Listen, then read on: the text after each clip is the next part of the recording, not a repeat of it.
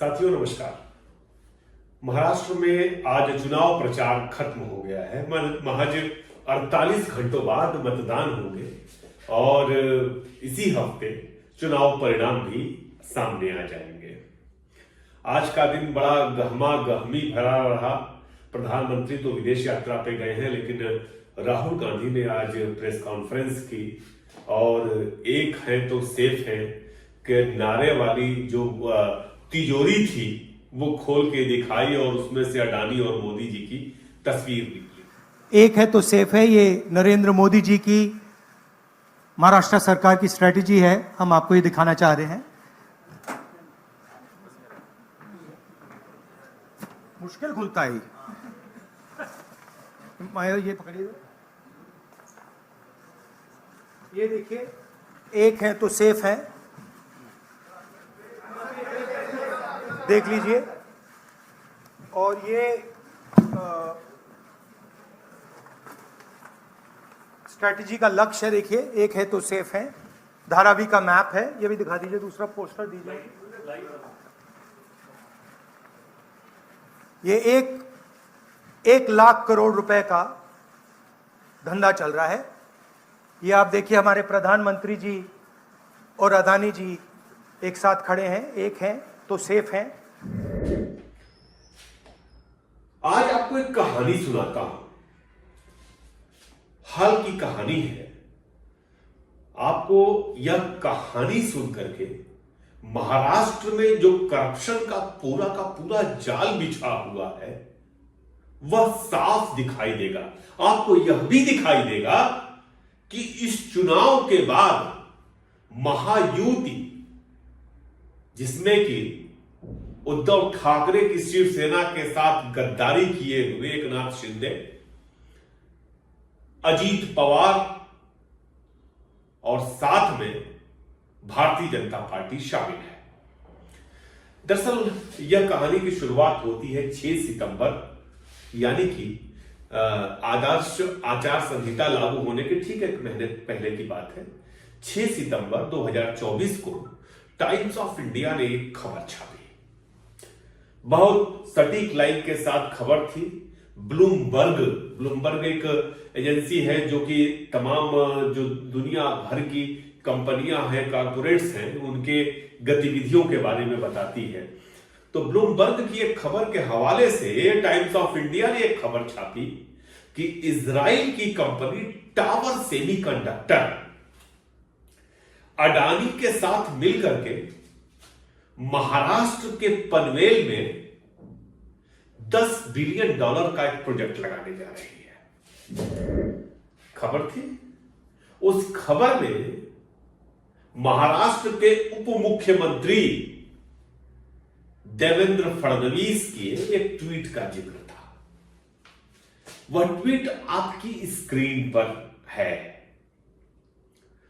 उस ट्वीट में देवेंद्र फडणवीस ने साफ तौर पे कहा था कि जो टावर सेमीकंडक्टर है वो अडानी के साथ मिलकर के वो कुल $10 बिलियन, इसका मैं आपको पैसा भी बता देता हूं कि कुल कितना है। $10 बिलियन का एक प्लांट लगाने जा रहा है। $10 बिलियन का मतलब हुआ कि करीब ये 83,947 करोड़ रुपया। देवेंद्र फडणवीस ने अपने ट्वीट में यह जिक्र भी किया कि इस प्लांट को लगने से 5,000 लोगों को रोजगार मिलेगा। यह बात जो कैबिनेट की सब कमेटी थी, जिसमें मुख्यमंत्री भी शामिल थे, उसमें यह मंजूरी मिली। अन्य 2-3 प्रोजेक्ट्स को भी मंजूरी मिली, लेकिन साथ में पहले नंबर पर यह प्रोजेक्ट था। असली कहानी आगे शुरू होती है। हुआ यह कि टाइम्स ऑफ इंडिया की इस खबर के हवाले से स्टॉक एक्सचेंज ने अडानी से सवाल कर लिया कि आप बताएं कि क्या पनवेल में ऐसा कोई प्रोजेक्ट लगने जा रहा है क्या इस तरह का भी कोई एग्रीमेंट हुआ है क्या? जानते हैं अडानी को क्या जवाब देना पड़ा? अडानी ने साफ तौर पे अपने जवाब में कहा कि अभी हमारी खाली योजना भर है, मैंने किसी टेंडर प्रक्रिया में हिस्सा नहीं लिया है। अडानी ने यह भी कहा कि टावर सेमीकंडक्टर जो कंपनी है इजराइल की, उसके साथ बातचीत या उसके साथ कोई समझौता अभी तक नहीं हुआ है, किसी कागज पे साइन नहीं हुआ है। यह खबर बिजनेस टुडे ने छापी थी, हेडलाइन में तो वो भी गोल कर गया, लेकिन असल जो बयान था अडानी का वह चौंकाने वाला था। मतलब ये कि महाराष्ट्र सरकार ने बिना कोई बिडिंग आमंत्रित किए, बिना इजराइल की उस कंपनी से कोई जानकारी लिए, कैबिनेट की सब कमेटी की मीटिंग में एक प्रोजेक्ट को मंजूरी दे दी, और थोड़े बहुत कम पैसे की नहीं, $10 बिलियन के प्रोजेक्ट को मंजूरी दे दी। आप सोच सकते हैं कि ऐसा कैसे हुआ होगा। इसके माने ये इतनी जल्दी है सबको अडानी का झोला भरने में कि वो अडानी तक से पूछना नहीं चाहते। अडानी इंडस्ट्रीज ने कहा कि अगर कुछ होगा तो हम बाद में बताएंगे, हमारी योजना जरूर है। बात यहीं तक नहीं रुकती। महाराष्ट्र में 1 सितंबर से लेकर के 15-20 अक्टूबर तक जो हुआ है वो बहुत चौंकाता है। आपने आज अगर किसी ने जयराम रमेश की प्रेस रिलीज और ट्वीट देखा होगा तो कुछ बातों का जिक्र देखा होगा। एक बड़ी घटना का जिक्र हमने आपके सामने कर दिया, बड़ा खुलासा, लेकिन सिर्फ बात यहीं तक नहीं रुकी।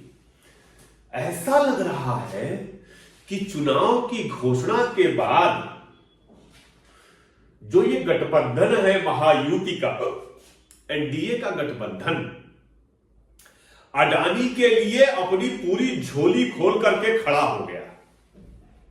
ऐसे खड़ा हो गया मानो अडानी से कोई बहुत बड़ा लाभ मिल रहा है चुनावी अभियान में, और उसको पूरा का पूरा हमको वापस करना है। 6600 मेगावाट थोड़ी बहुत बिजली नहीं होती। 2 कंपनियां हैं, अडानी पावर और Adani renewable energy 55 limited. Renewable energy का मतलब होता है वैकल्पिक ऊर्जा। तो इन 2 कंपनियों से Maharashtra electricity development corporation limited जो है MSEDCL, उसने एग्रीमेंट किया। यह एग्रीमेंट हुआ 15 सितंबर को। सुनते जाइए कहानी। MSEDCL ने अडानी पावर और अडानी रिन्यूएबल एनर्जी 55 लिमिटेड जो है उसके साथ एग्रीमेंट किया। पहला एग्रीमेंट जो अडानी एनर्जी से हुआ वो 1500 मेगावाट के बिजली की सप्लाई के लिए 25 साल का एग्रीमेंट हुआ, 1-2 साल के लिए नहीं। और दूसरा एग्रीमेंट जब हुआ अडानी रिन्यूएबल एनर्जी से, वो 5000 मेगावाट के लिए हुआ, यह भी 25 साल के लिए। इसको मंजूरी दे दी महाराष्ट्र गवर्नमेंट ने। बात यही नहीं रुकी। धारावी का प्रोजेक्ट, आज जिसका जिक्र कर रहे थे राहुल गांधी और कह रहे थे कि 1 लाख करोड़ की जमीन दी जानी है अडानी को धारावी रिहेबिलिटेशन प्रोजेक्ट को लेकर के। डेवलपमेंट की बात हो रही है कि विकास होगा धारावी का, ये होगा वो।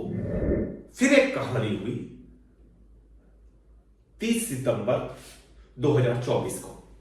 30 सितंबर 2024 को एक जो मुंबई उत्तर पूर्व का इलाका है, साल्ट एरिया है, वहां पे 254 एकड़ जमीन अडानी को लीज पर देने का ऐलान किया गया। कहा यह गया कि केंद्र सरकार से लीज पर लेंगे और अडानी को देंगे। किस लिए देंगे? यही धारावी रिहेबिलिटेशन प्रोजेक्ट के लिए। बात यही नहीं रुकी। फिर 15 अक्टूबर को जो देवनार डंपिंग ग्राउंड है, देवनार मुंबई में ऐसी जगह है जहां पर पूरे मुंबई का कूड़ा लाकर गिरा, गार्बेज एरिया। उस गार्बेज एरिया में 124 एकड़ अडानी को दे दिया कूड़ा का जमीन। किस लिए? वहां पर रहने वालों के लिए बस्तियां बनाएंगे जो धारावी से निकल के आएंगे। अरे भाई, धारावी तब तो बढ़िया था, वहीं रहने दिए होते। पर्यावरणविदों का है कि भाई एक क्षेत्र आप दे रहे हो उस डंपिंग एरिया में, जहां पे गंदगी है चारों तरफ, प्रदूषण की स्थिति गंभीर है, वहां पे धारावी का बाशिंदा क्यों रहेगा? तो बिजली के क्षेत्र में हो, चाहे डेवलपमेंट का कोई भी सिरा हो, भले सेमी कंडक्टर लगाना हो, चाहे कुछ करना हो, सारे प्रोजेक्ट महाराष्ट्र के कैबिनेट ने एक के बाद एक, और आश्चर्यजनक है कि चुनाव की घोषणा से ठीक पहले होड़ लगी थी कि अडानी को क्या कह दिया जा सकता है। आप अंदाजा लगा सकते हैं इस बात से कि इस चुनाव के बाद अगर महायुति की सरकार आई तो क्या होगा। आपके सामने होगा सब कुछ। यह बहुत हैरान करने वाला है, दुखद है। एक व्यक्ति जिस पर घोटाले के इतने आरोप हैं, उसको एक के बाद एक सारे प्रोजेक्ट सौंपे जा रहे हैं। फिर मिलते हैं, फिर बात होगी। नमस्कार।